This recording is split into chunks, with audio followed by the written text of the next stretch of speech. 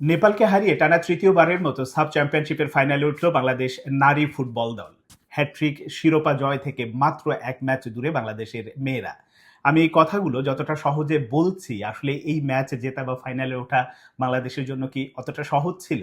কিংবা আগের দুটো ফাইনাল বাংলাদেশ যখন খেলেছে, সেই ফাইনালে খেলা আর এবারের ফাইনালে খেলার মধ্যে কিন্তু আকাশ পাতাল তফাৎ। সেটা কিভাবে, সেটা নিয়ে বিস্তারিত বলবো, আশা করি শুনবেন। মূল প্রসঙ্গে যাওয়ার আগে ম্যাচ নিয়ে ছোট্ট করে একটু বলি। এই ম্যাচের শুরুতেও কিন্তু নেপালের বিপক্ষে বাংলাদেশকে খুব স্বাভাবিক মনে হয়নি। আমার কাছে খেলা দেখে 10-15 মিনিট মনে হয়েছে যে বাংলাদেশ এই ম্যাচ জেতাটা কঠিন আছে, কারণ নেপাল খুবই ভালো খেলছিল। অন্যদিকে বাংলাদেশের যে দুর্বলতা বা একেবারে বিচ্ছিন্ন একটা দল মনে হয়েছে, নিজেদের মধ্যে বোঝাপড়ার যে ঘাটতি, অসংখ্য ভুল পাস, সাথে বাংলাদেশের মেয়েদেরকে আমরা যে ফুটবল দেখে অভ্যস্ত, যেভাবে খেলে তারা গোছানো ফুটবলটা, সেটা মনে হয়নি। এর মধ্যে যখন 23 মিনিটে নেপাল আসলে গোল করলো, তখন আরও বেশি চাপে পড়ে যায় এবং সেখান থেকে নেপালও সুযোগ তৈরি করেছিল।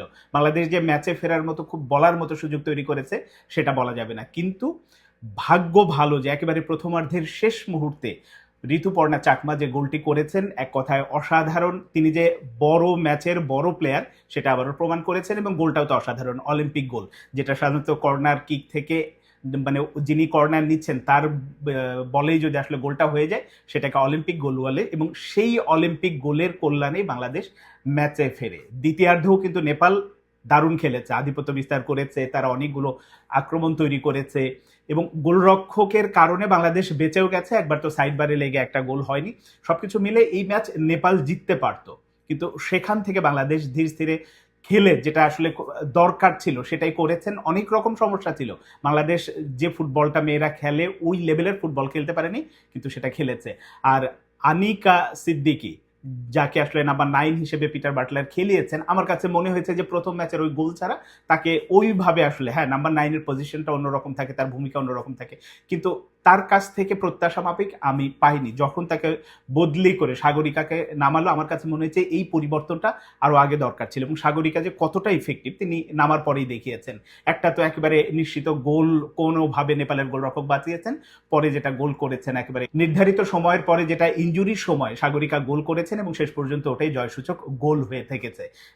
মানে এ নিয়ে শেষ পর্যন্ত টানা তৃতীয়বারের মতো সাব চ্যাম্পিয়নশিপের ফাইনালে উঠলো বাংলাদেশ। আর আমিও যে শুরুতে বললাম যে অন্য দুটো ফাইনালের চেয়ে এবারের ফাইনালটা বাংলাদেশের কাছে আলাদা কেন, কারণ এবার প্রথম ম্যাচে, যদি এই টুর্নামেন্টের গ্রুপ পর্বের প্রথম ম্যাচে মালদ্বীপের বিপক্ষে বাংলাদেশ যে ম্যাচটা জিতলো 4-2 ব্যবধানে, সেটাতে কোনোভাবেই কষ্টার্জিত জয় আমি বলেছিলাম।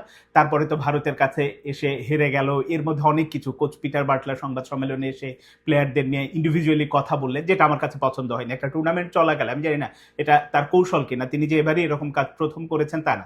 মানে পিটার বাটলার অনেক ভালো কাজ করছেন, কিন্তু যেগুলো সমালোচনা যোগ্য বা সমালোচনা করা যাবে সে নিয়ে অবশ্যই কথা বলা উচিত। যে একটা টুর্নামেন্ট চলাকালে আপনি যখন আপনার দলের খেলোয়াড়দের মেন্টালি ডিমোরালাইজ করছেন, সেটা কিন্তু আসলে মোটেও ভালো দেখায় না, এটা আমার কাছে মনে হয়েছে। এক এক কোচের কৌশল এক এক রকম থাকতে পারে। তো সেখান থেকে দলের মধ্যে বলা হচ্ছিল যে নানান রকম কোন্দল আছে, নানান রকম সমস্যা আছে, এই নিয়ে নেপালের মতো দলের বিপক্ষে শেষ পর্যন্ত জিততে পারবে কিনা সেটাই কিন্তু একটা বড় প্রশ্ন ছিল। কারণ নেপাল, আপনি যদি গত 7টা সাফের ফাইনাল বিবেচনা করেন, সেখানে 7 বারের মধ্যে 6 বারই তারা ফাইনাল খেলেছে, তার মানে নিয়মিত তারা ফাইনাল খেলে অভ্যস্ত। সেই রকম একটা দল, আবার গত দুবারেরও তারা ফাইনালি যাদেরকে হারিয়ে বাংলাদেশ ট্রফি জিতেছে।